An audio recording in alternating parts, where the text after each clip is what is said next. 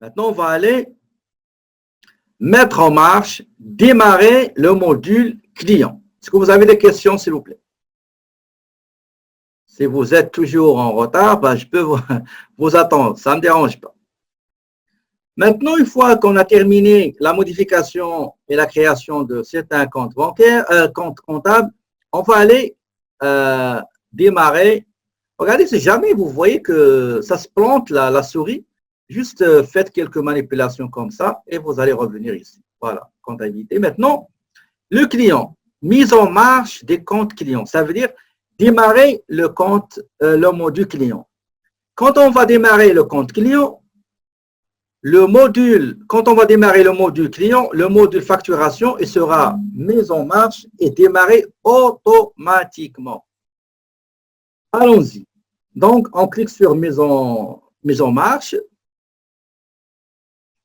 Si vous sélectionnez l'inventaire, c'est correct, vous n'aurez pas de problème. Enlevez la commande ou bien la laisser, c'est pas grave.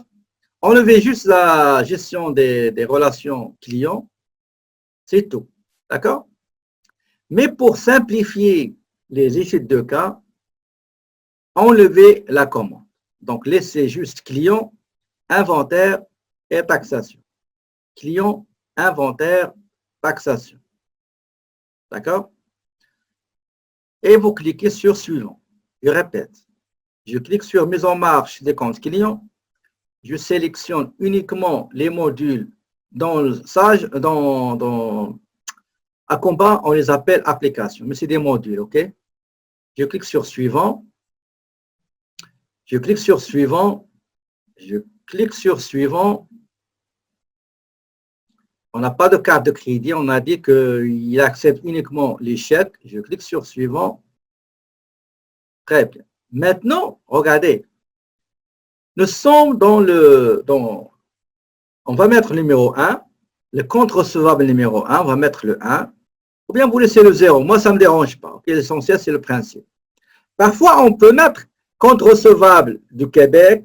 Si on travaille avec les autres provinces, on va mettre compte recevable d'Ontario, les clients de Nouveau-Brunswick. Parfois, on peut mettre les clients des États-Unis, les clients du Mexique, les clients du Chili, etc. D'accord? Donc, ça dépend de l'activité de l'entreprise. S'il fait des activités à l'international, ils peuvent créer tant de clients, tant de régions que de comptes recevables. Quel est le compte comptable à utiliser pour les clients, pour ce compte-là, ok? Oh, ok, il faut mettre conversation. Pour le compte à recevoir, c'est le compte, on clique 2 fois et on cherche compte client, c'est 1201. 1201. Si le client, il vous paye au comptant, malgré que l'entreprise, il n'accepte pas les comptants, juste les chèques. Mais vous êtes obligé de sélectionner un compte, sinon vous n'allez pas avancer. Donc la petite caisse, 1005. Si le client vous paye par virement direct, quel est le compte à utiliser? C'est 1001. Si le client vous paye par chèque, c'est le compte 1001, donc compte courant. Excusez. Voilà. Si le client il vous remet un dépôt, donc c'est le compte 2102. 2102. Escompte sur les ventes. Regardez ici, ils ont mis une suggestion revenu. Vous voyez?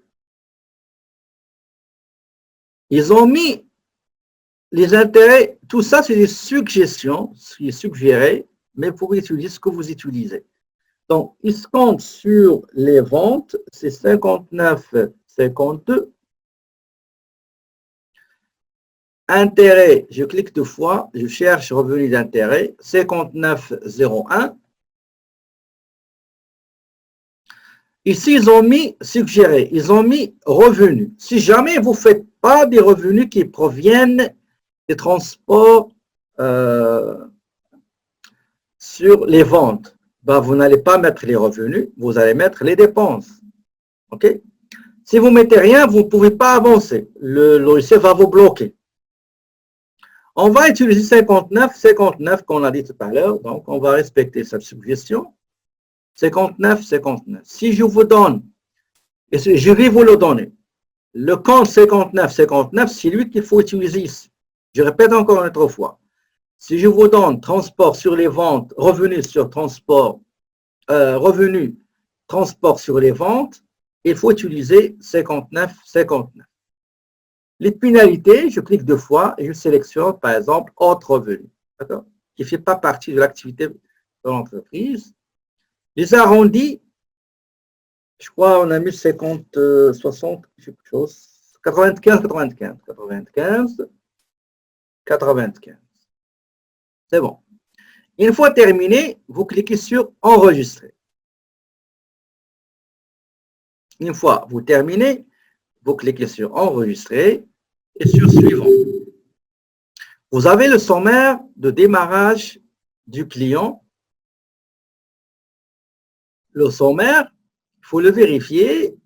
Si tout est OK, ben vous cliquez sur terminer. On va vous demander de confirmer votre choix. Je dis oui.